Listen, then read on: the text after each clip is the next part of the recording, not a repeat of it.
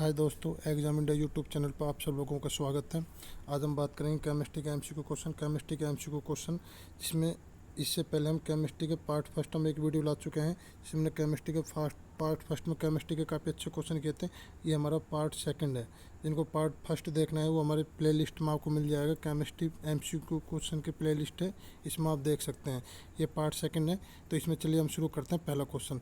तो जो आपका पहला क्वेश्चन ये है कि CaCO3 में कार्बन का प्रतिशत, कैल्शियम कार्बोनेट में कार्बन का प्रतिशत। तो देखिए कार्बन का कितना होता है आपका, कार्बन का होता है आपका 12 अपॉन सी का कितना और Ca का कितना होता है आपका 40 होता है, कार्बन का 12 और O का 16। तो 16 गुना 3 कितना होता है आपका 48 गुना में 100। प्रतिशत निकालने के लिए इनटू में 100 करेंगे तो 100 से ही आपका 100 कट जाएगा, क्योंकि पूरा 100 हो रहा है। 40 48 88 प्लस 1200, तो ओनली बचेगा कितना आपका 12। तो कार्बन का प्रतिशत कितना आ जाएगा आपका 12%। अगला क्वेश्चन है आपका, किसी तत्व का परमाणु भार बराबर होता है, किसी तत्व का परमाणु भार किसके बराबर होता है।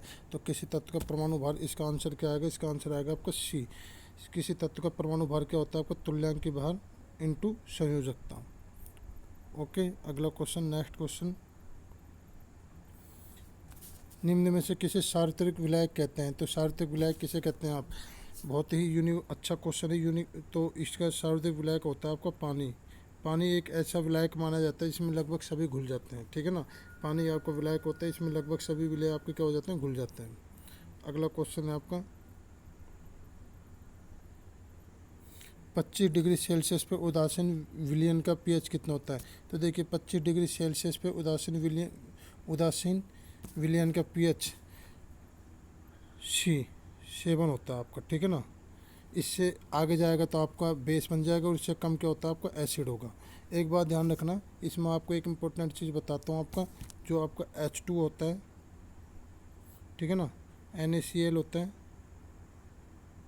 और तीसरा होता है आपका O2 गैस।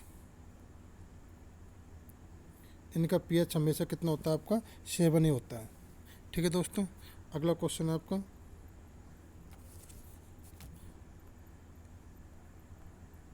जो मैंने आपको यहाँ पे ये बताया था H2O, O2 और NaCl, इनका pH हमेशा 7 होता है, लेकिन 25 डिग्री सेल्सियस पे, ठीक है दोस्तों। कितने पे होता है आपका 25 डिग्री सेल्सियस पे कितना होता है आपको 7 होता है। नेक्स्ट क्वेश्चन, जल के उपचार में फिटकरी का प्रयोग किस प्रक्रिया में मदद के लिए किया जाता है। जल के उपचार में फिटकरी का प्रयोग, तो देखिए दोस्तों, जल के उपचार में फिटकरी का प्रयोग जो किसके लिए यूज किया जाता है आपको, मृदुकरण, सॉफ्टनेकरण के लिए, सॉफ्टनेस के लिए।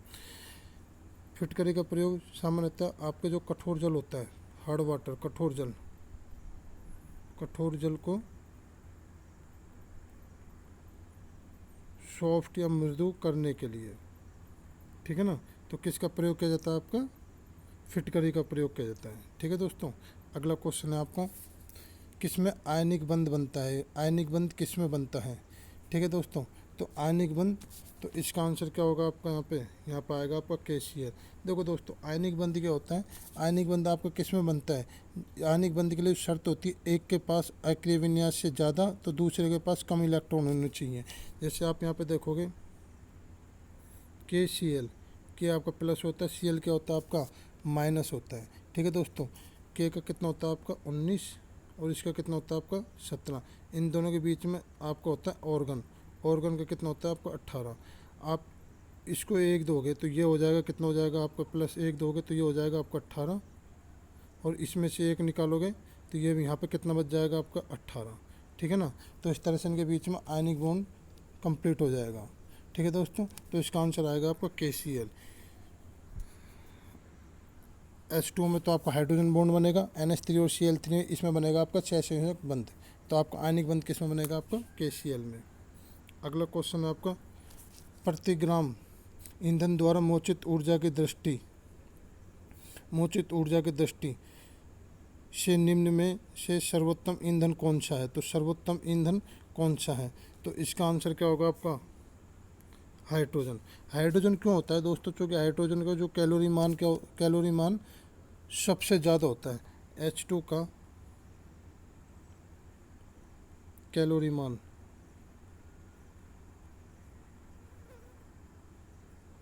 सबसे ज़्यादा होता है। ठीक है दोस्तों, H2 का कैलोरी मान क्या होता है आपका, सबसे ज़्यादा होता है। हाइड्रोजन की चलो हम और बात कर लेते हैं हाइड्रोजन के बारे में, और आपको अच्छी अच्छी चीज़ बताता हूँ मैं कि हाइड्रोजन हाइड्रोजन क्या होता है आपका, फ्यूल ऑफ फ्यूचर है, मतलब इसको भविष्य का ईंधन भी कहते हैं हाइड्रोजन को। दूसरा, ब्रह्मांड में सबसे ज़्यादा पाई जाती है हाइड्रोजन। ठीक है ना। और हाइड्रोजन के बारे में एक बात हो रही है कि हाइड्रोजन ये खुद जलती है लेकिन दूसरों को जलाने में बिल्कुल भी सहायक नहीं है, जबकि ऑक्सीजन दूसरों को जलाने में सहायक होती है, लेकिन हाइड्रोजन खुद जलती है बट दूसरों को जलाने में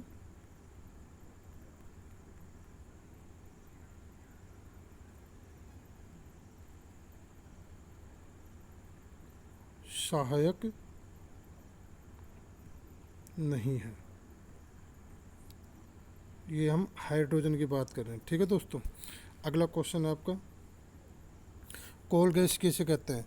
तो कोल गैस किसे कहते हैं हम, कोल गैस कहते हैं, आपका इसमें आंसर आएगा पहला, हाइड्रोजन प्लस CH4 और प्लस CO। ठीक है, कार्बन मोनोऑक्साइड, मेथेन और हाइड्रोजन, इनके मिश्रण को क्या बोलते हैं हम, कोल गैस। इसमें से जो CH4 होता है ये क्या होता है आपका, मेन कंपोनेंट होता है।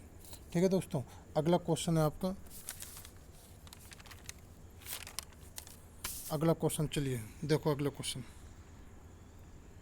NTP पर किसी एक गैस के मोल का आयतन कितना होता है। एक गैस के मोल का आयतन पूछा है यहाँ पे। ठीक है ना, तो एक गैस के मोल का आयतन होता है, आपको यहाँ पर आंसर आएगा आपका 22.4 लीटर। ठीक है दोस्तों, और इसमें एक बात बताता हूँ मैं, एक मोल अणु हो या परमाणु, एक मोल अणु हो या परमाणु की संख्या, एक मोल में अणु या परमाणु की संख्या कितनी होती है, 6.023 इंटू 10 की पावर 23 होती है। ठीक है दोस्तों, एक मोल में अणु या परमाणु की संख्या कितनी होती है, 6.023 इंटू 10 की पावर 23 होती है, और लेकिन इसका आंसर कितना आएगा आपका 22.4 लीटर। अगला क्वेश्चन है आपका, प्राकृतिक गैस के बारे में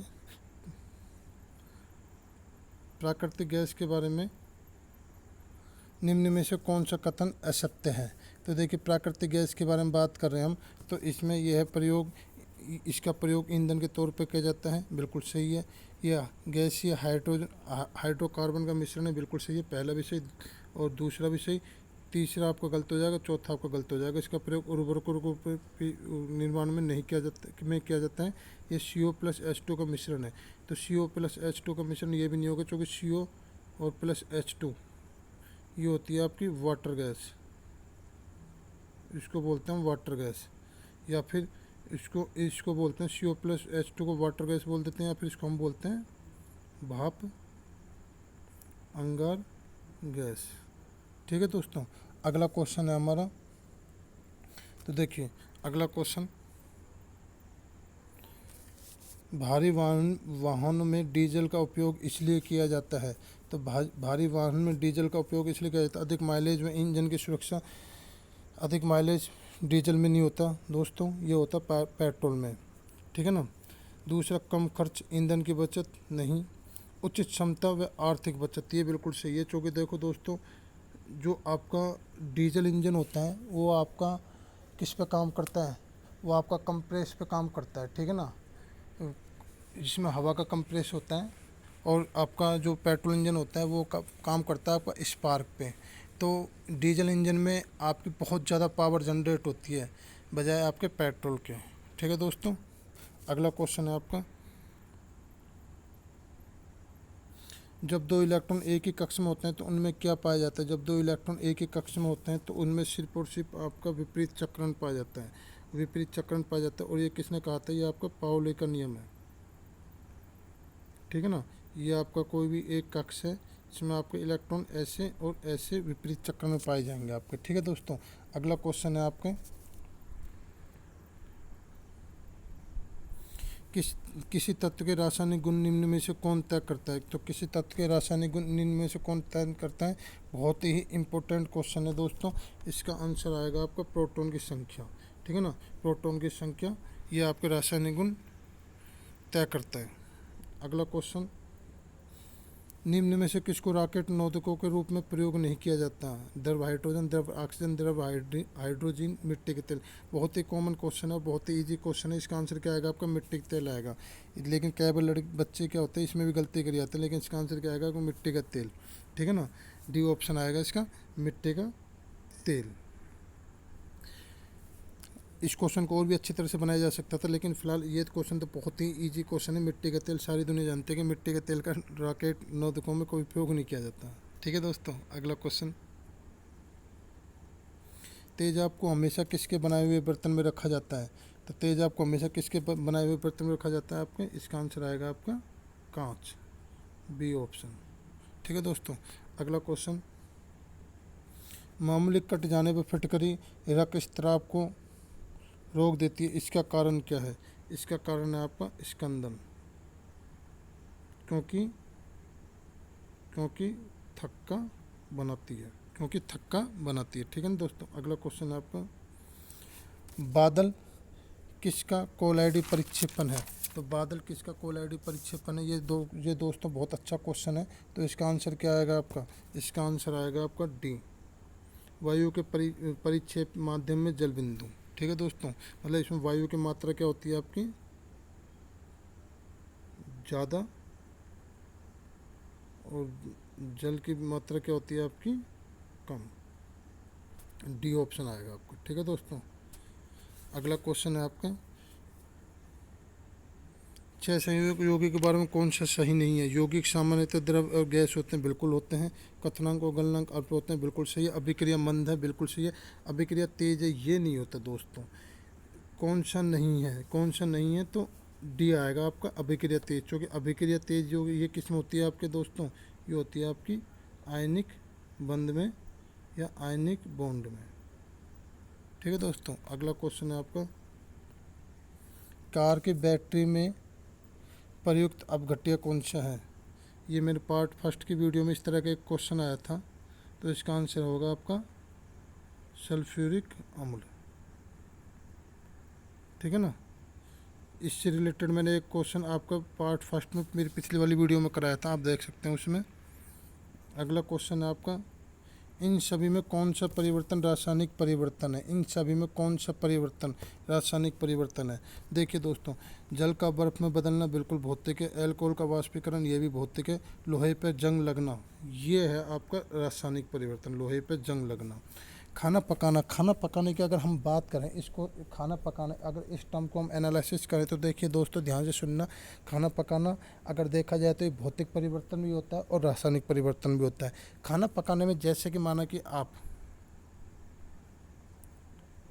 सब्जी बनाते हैं, तो ये अगर बात करें तो ये किस में आएगा आपके? रासायनिक परिवर्तन में। लेकिन अगर मैं इसमें ही कहूँ खाना पकाने में, जैसे आप किसी चीज़ को बॉईल करते हो, बॉईल करना, तो ये किस में आएगा आपके? भौतिक परिवर्तन में। तो खाना पकाना ये रासायनिक भी होता है, भौतिक भी होता है। क्योंकि हम इस क्वेश्चन की बात कर रहे हैं, तो इस क्वेश्चन में अगर परफेक्ट बिल्कुल जो आंसर आपका सटीक बैठता है वो आएगा आपका सी, लोहे पर जंग लगना। ठीक है दोस्तों, अगला क्वेश्चन है, फलों के रस के परीक्षण के लिए किस रसायन का उपयोग किया जाता है? तो इसका आंसर आएगा आपका बी। ठीक है दोस्तों, सोडियम बेंजोएट। तो दोस्तों, ये हमारे क्वेश्चनों की आज वीडियो थी। इसके बाद हम पार्ट 3 लेकर आएंगे। अब तक हमारे पार्ट फर्स्ट और पार्ट सेकंड हम 2 वीडियो लेकर आएंगे। पार्ट अब की नेक्स्ट वीडियो होगी हमारी पार्ट 3 केमिस्ट्री की। अगर आपको वीडियो अच्छी लगती है तो आप इस यूट्यूब चैनल को सब्सक्राइब करना, क्योंकि इसमें आने वाले समय में आपको बहुत सारे अच्छे ऑब्जेक्टिव क्वेश्चन मिलेंगे। ठीक है दोस्तों, उम्मीद है आपको क्वेश्चन अच्छे लगे और आपको कुछ नॉलेज आपको गेन हुई। तो आगे आने वाली वीडियो के लिए आप इस चैनल को सब्सक्राइब करना। जब तक के लिए धन्यवाद, जय हिंद।